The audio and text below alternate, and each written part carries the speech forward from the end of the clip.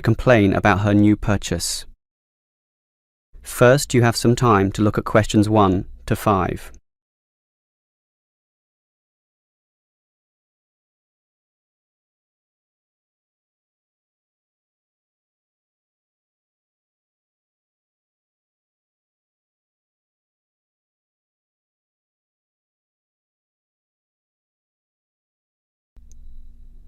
Now we shall begin.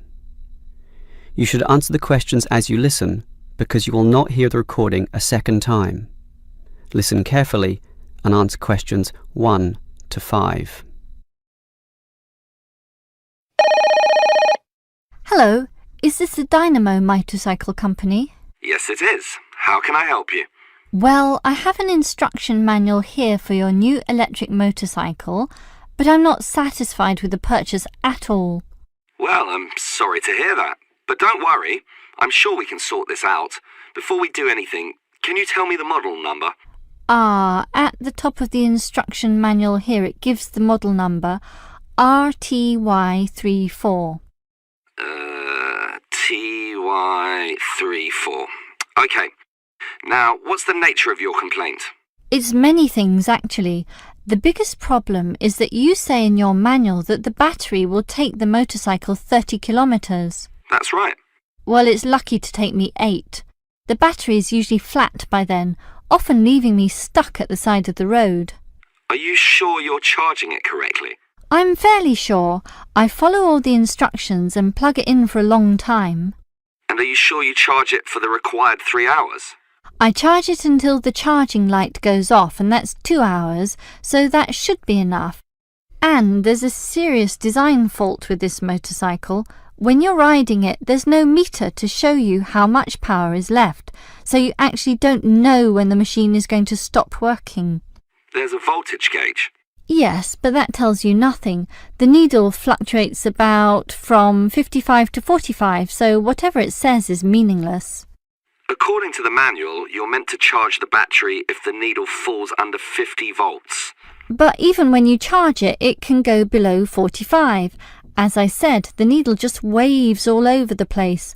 The result is that I'm always worried that the bike will leave me stranded in the middle of nowhere. Well, I'm sorry about that.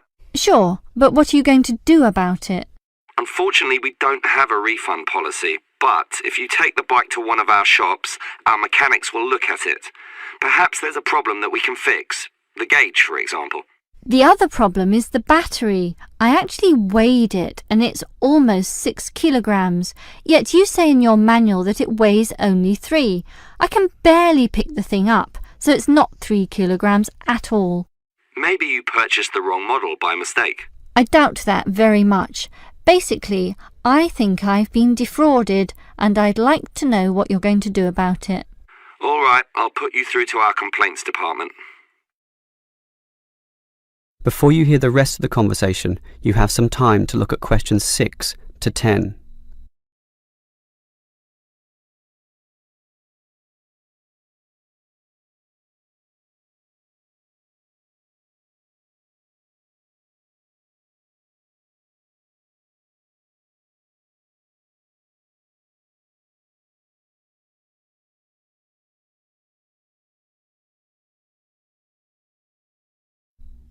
Now listen and answer questions 6 to 10.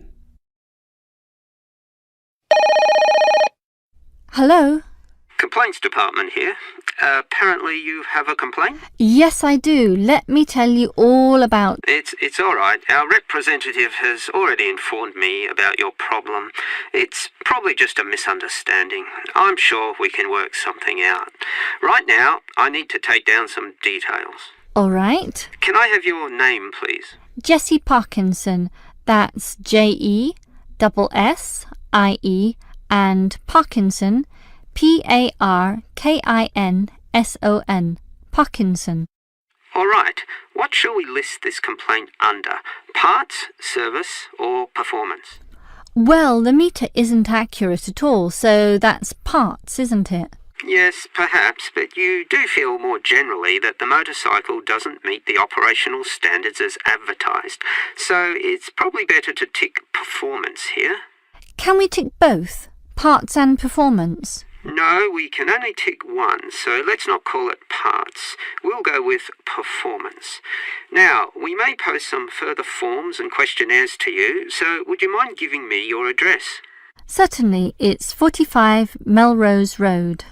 Melrose, M-E-L and Rose. Okay, now, your phone number? Just use my mobile phone. That's 0928 982 453. 453. Okay, and if we have any follow-up questions, what time is best for ringing you? Morning, afternoon, night time? Well, I work as a secretary from 9 to 5, but I do get a lunch break which gives me some free time. This break used to be 12:30 to 1:30, but then it changed to an hour later, so it's best to ring me at 2 p.m. since the break now starts at 1:30. All right. That's all for now. We just need to do our own investigation and we'll probably ring you back tomorrow. I'm sure we can get to the bottom of this. That is the end of part 1. You now have half a minute to check your answers.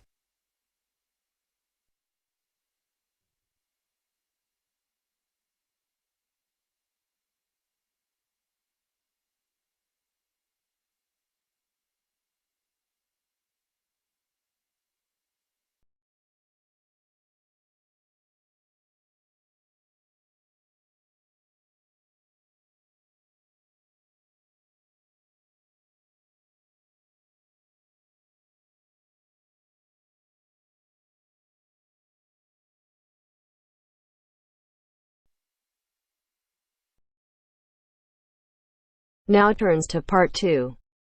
Part 2. You have just arrived at the student hostel where you will live during the term. The manager is explaining the rules and another student is asking questions. Listen to the conversation and complete the form. First, you have some time to look at questions 11 to 16.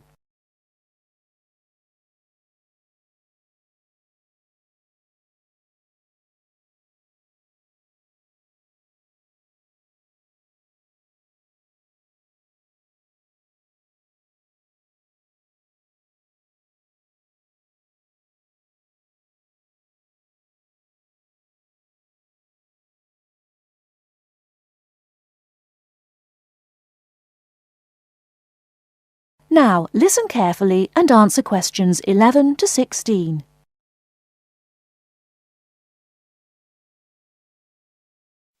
Excuse me, I want to ask you about the charges for meals.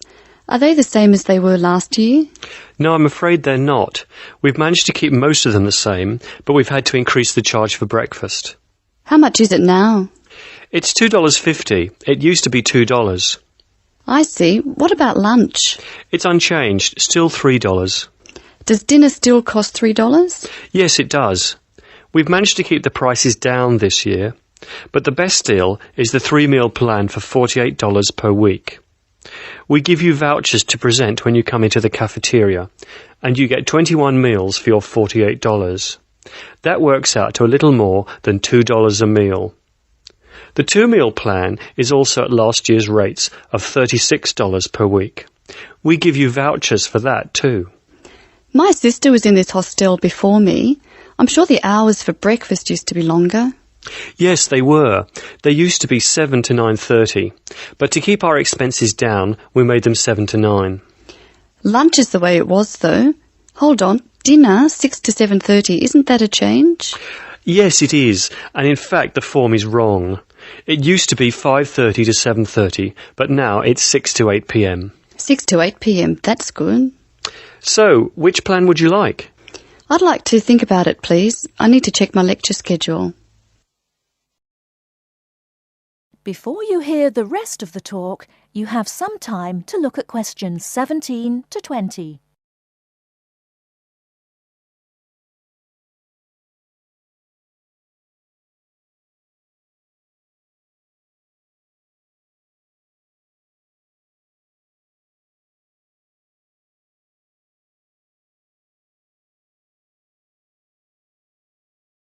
Now listen and answer questions 17 to 20.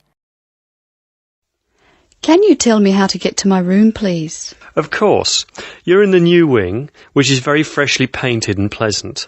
But I'm afraid you're going to have to go to a couple of other offices before you can have the key. You're in the admissions office now. Leave this office and turn right and go to the end of the hall. The last office is the fees office, where you can pay the balance of your room deposit. They'll give you a receipt. Okay. After you've been to the fees office, come back past admissions. You'll see a very large room at the northwestern corner of the building. You can't miss it. That's the student lounge, and if you go in there, you can meet some of the other students and see who'll have a room near you. That's good. Can I get a cup of coffee there? Yes, there's a vending machine in the corner. Then go to the key room, which is opposite the lift and next to the library. Show them your receipt, and you can pick up your key there. My luggage was sent on ahead. Do you know where I should collect it? The box room is next to the women's toilet. You'll have to get the key from the key room. Thank you. That is the end of part 2. You now have half a minute to check your answers.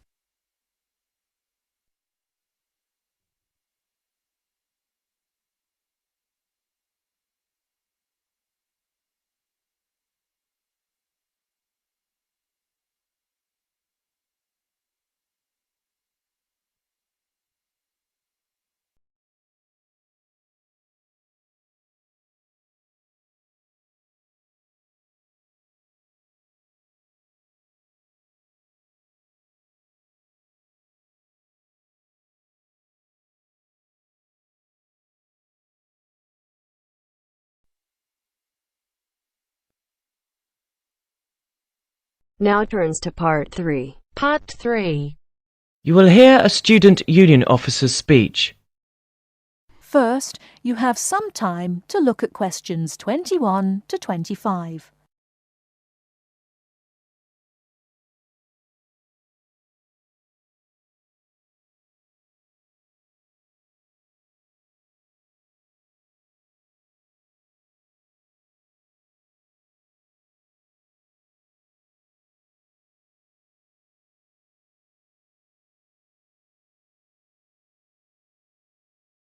Now listen carefully and answer questions 21 to 25.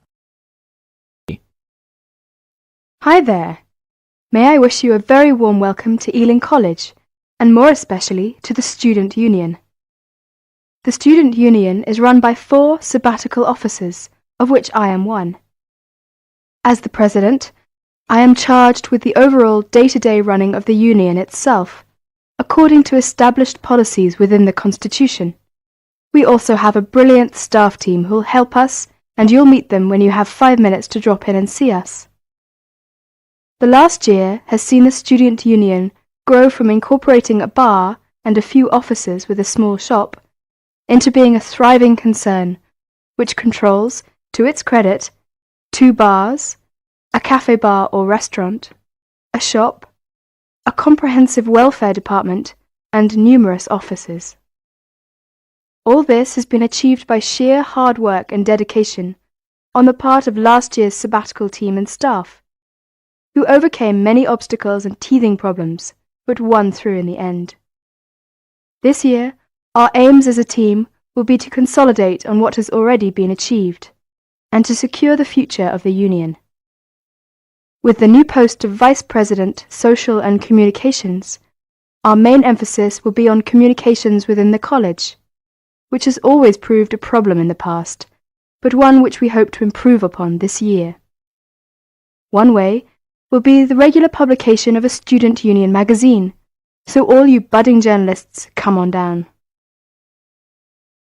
Before you hear the rest of the talk, you have some time to look at questions 26 to 30.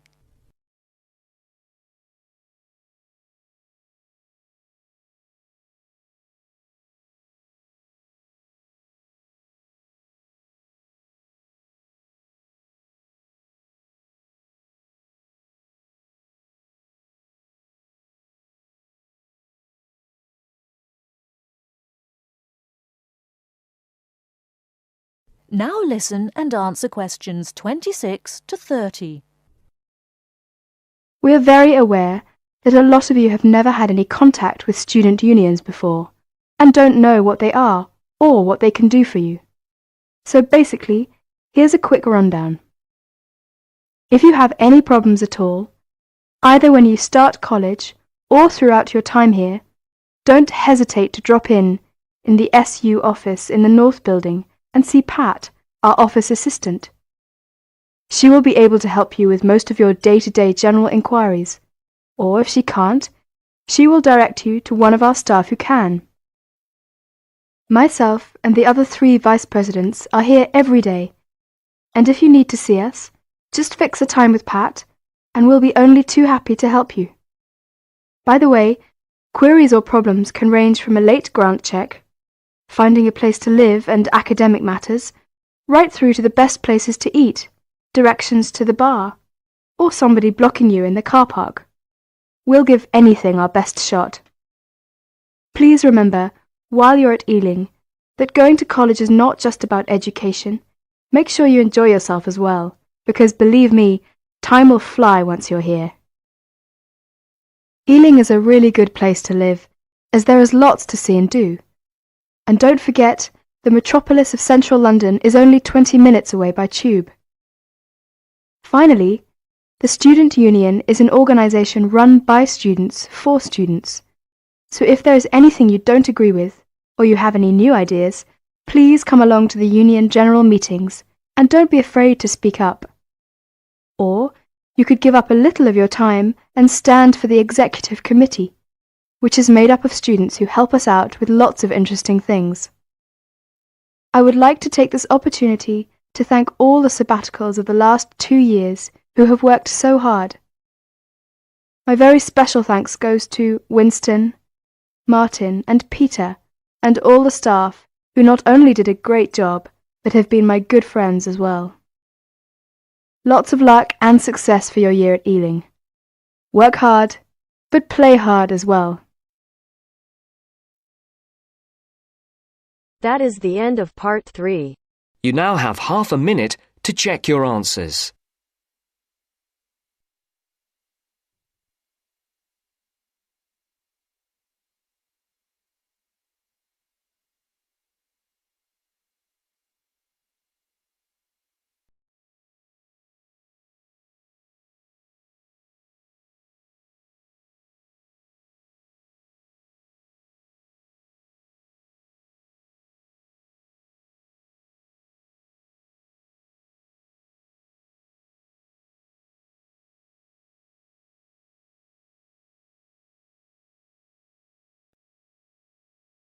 Now turns to part 4.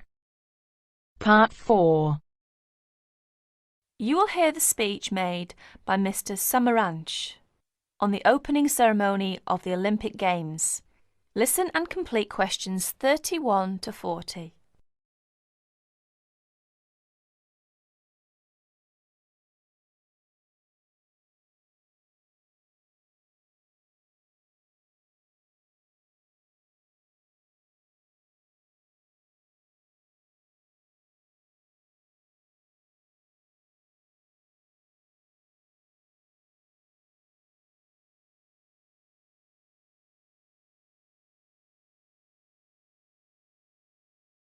Here is the President of the International Committee, Mr. Samaranch's speech at the opening ceremony of the 26th Olympic Games. I'll read it for you. On behalf of the International Olympic Committee, it gives me great pleasure to welcome you to the Games of the 26th Olympiad, Sydney 2000. The goal of the Olympic movement is to contribute to building a peaceful and better world by educating youth through sport practice without discrimination of any kind, and in the Olympic spirit. In the spirit, nations and youth of the world come together every 4 years to celebrate the world's largest sporting festival. SOCOG has organised these sporting competitions in consultation with the international federations, responsible for each sport. This is through nomination of technical officials, specification of technical requirements, and the cooperation with IOC and SOCOG on venue and other preparations. We thank each international federation for their vital efforts in the preparation of these Millennium Games. The Sydney 2000 Olympic Games is also the centenary of women's participation. With a record number of events and disciplines for women at the Games, the Olympic movement continues to recognise and support the vital role of women in sport. As we embark on a new millennium, it is the Olympic Games that will continue to unite the world and celebrate humanity.